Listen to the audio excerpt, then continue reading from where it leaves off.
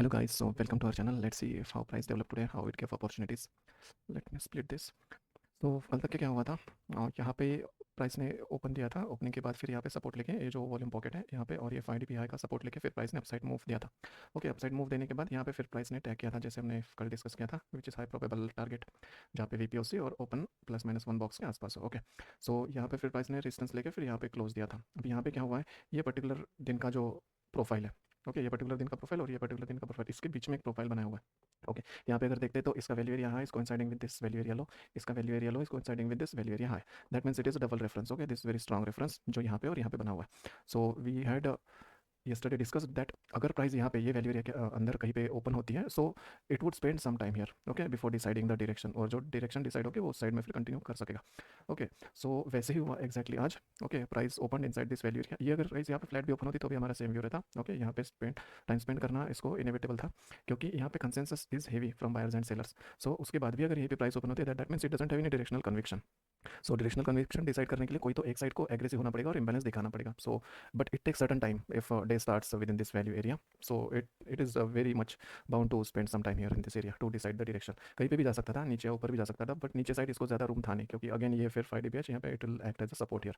Okay, so अभी देखते हैं ऑर्डर फ्लो पे क्या हुआ एग्जैक्टली प्राइस ओपन होने के बाद। जहाँ पे ओपन हुई है प्राइस वहाँ पे कुछ भी नहीं guys. Okay, not even single reference we are seeing properly. एक तो यहाँ पे नीचे था और यहाँ पे ऊपर था। ओके, सो प्राइस अगर यहाँ से हमारा प्लान वही था, यहाँ पे टाइम स्पेंड करने के बाद फिर जिस साइड मूव आती है उस साइड हम लोग फिर प्लान कर सकते हैं for the trade. Okay, otherwise फिर क्या कर सकते हैं कि अगर प्राइस इन बिटवीन यहाँ पे जैसे ओपन हुई वहाँ पे, तो फिर हम एक्सट्रीम्स पे यहाँ पे जैसे ये रेफरेंस है VH+VL का, यहाँ पे एक बाय साइड का प्लान कर सकते थे या फिर इधर साइड हम लोग सेल साइड का प्लान कर सकते थे। Okay, now let's see on order flow what exactly happened. See, so first of all price थोड़ा सा गैप डाउन ओपन हुआ, उसके बाद में फिर प्राइस ने रिजेक्शन देना स्टार्ट किया। Okay, exactly at previous day close, और यहाँ पे वॉल्यूम था ठीक ठाक, उतना हेवी अच्छा वॉल्यूम नहीं है, we will not call it as good volume to directly plan trade, but यहाँ पे एक 934 का ऑर्डर था। सो यस, जैसे ही प्राइस ने अपसाइड जाने का ट्राई किया, यहाँ पे जहाँ पे ओपन हुआ वहाँ पे कुछ बिजनेस नहीं है, जैसे अपसाइड जाने का ट्राई किया वैसे ही प्राइस ने ये अच्छी कैंडल बनाई। ओके, यहाँ पे जो भी बायर्स थे वो पूरे ट्रैप हो गए और सेल साइड कन्विक्शन यहाँ पे दिखने लगा। अभी ये एग्जैक्टली देखते हैं तो ये जो जोन है 197 का, ये एग्जैक्टली वही जोन है। ओके, ये जो VPOC बना हुआ था और ये जो हमारा रेफरेंस है VH+VL का, ये एग्जैक्टली वही जोन था। That's why there was a trade here, okay, which got SL. उसके बाद फिर से प्राइस अपसाइड जाने लगी। अपसाइड जब जा रही थी प्राइस, तब यहाँ पे एक बड़ा ऑर्डर आया। ओके, 1K का ऑर्डर आया और उसके बाद में फिर प्राइस ने अपसाइड मूव नहीं दी। इतना बड़ा अगर ऑर्डर है बाय साइड, सो इसने बहुत बड़ा मूव देना चाहिए, right? Even in this candle यहाँ पे अगर ये बड़ा ऑर्डर है, aggression of 1000 lots, that mean 75,000 quantity, तो इसने कितना ऊपर जाना चाहिए? सी, ये छोटे छोटे ऑर्डर के साथ, ये 26 है 22 है, इतने छोटे छोटे ऑर्डर के साथ प्राइस एटलीस्ट 2-3 पॉइंट तो अब जाती है। ओके, सो इतने बड़े ऑर्डर के साथ तो बहुत ऊपर जाना चाहिए, but rather it registered from this particular level. Okay, उसके अगली कैंडल ने भी अपसाइड जाने का ट्राई किया, लेकिन यहाँ पे फिर लिमिट्स आने लगे फ्रॉम सेल साइड और ये कैंडल ने डिसिसिव मूव दिया। This was a good clearance for short trade.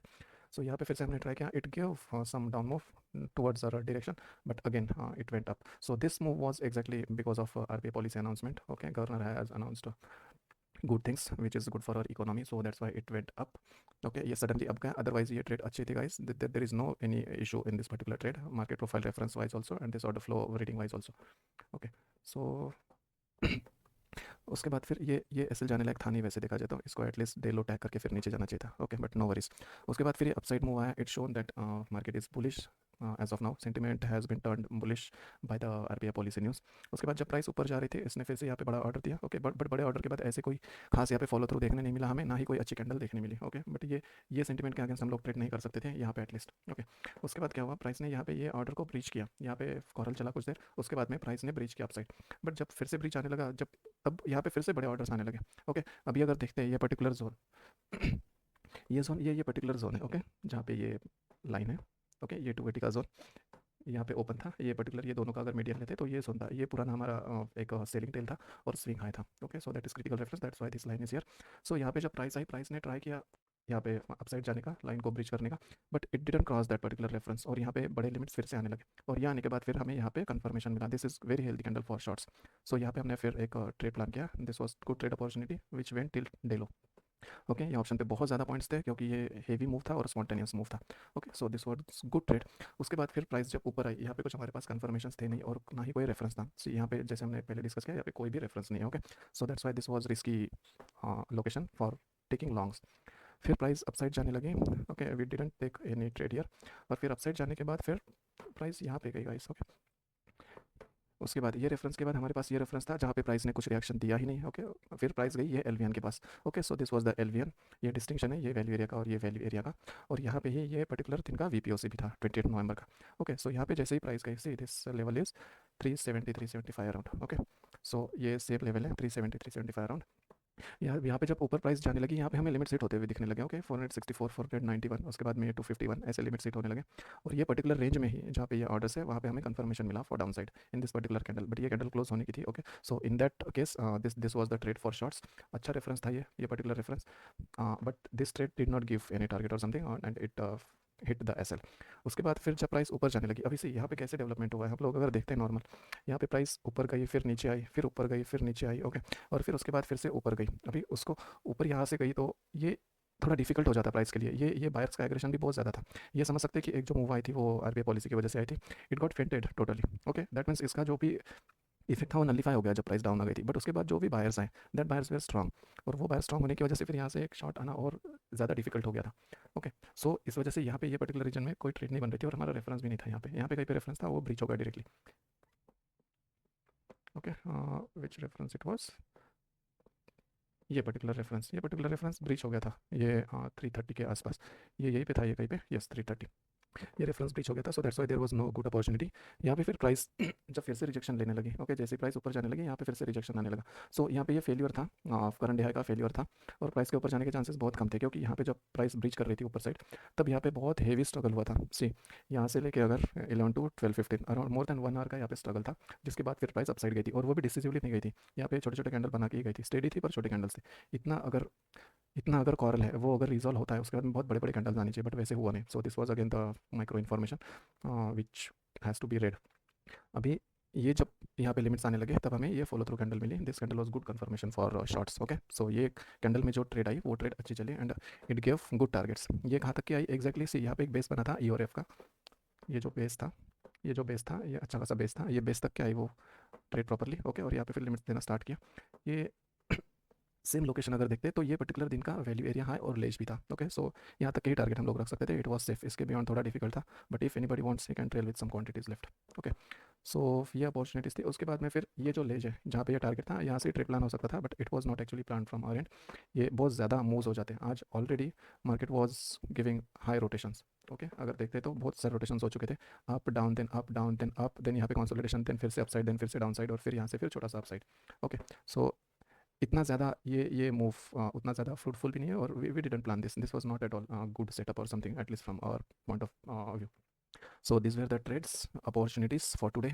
Okay, अभी देखते हैं एग्जैक्टली क्या हुआ है और क्या प्लान कर सकते हैं हम कल के लिए। So see guys, buyers are very much aggressive here. Okay, यहाँ पे अगर देखते हैं तो सेलर्स ने बहुत ज़्यादा पुश किया नीचे साइड डेलो तक के, लेकिन फिर से बायर्स अप साइड पुश करके ले आए प्राइस, और उन्होंने अच्छे खासे रेफरेंस को ब्रेक करते हुए प्राइस ऊपर लेके आए। ओके, सो ये पहला था हमारा VH प्लस VL, ये ब्रेक किया। उसके बाद में फिर ये पर्टिकुलर दिन का ये वैल्यू एरिया हाई ब्रेक किया, फिर ये जो LVST प्लस ये स्विंग हाई था ये ब्रेक किया। उसके बाद में फिर ये जो VPOC था ये भी ब्रेक किया। ओके, ब्रेक करके फिर प्राइस ऐसे नहीं कि ये रेफरेंस से बहुत ज़्यादा नीचे आई, just it took small pull back till here. Okay, ये small pull back which I am talking is ये वाला, it give this pull back. Okay, and again it went upside. Okay, why we are calling this as a pull back, because यहाँ पे price यहाँ पे sustain की नहीं, ये अच्छी खासी मूव है, बट यहाँ पे प्राइस ने सस्टेन किया नहीं, प्राइस फिर से अपसाइड जाके फिर ऊपर ही क्लोज हुई।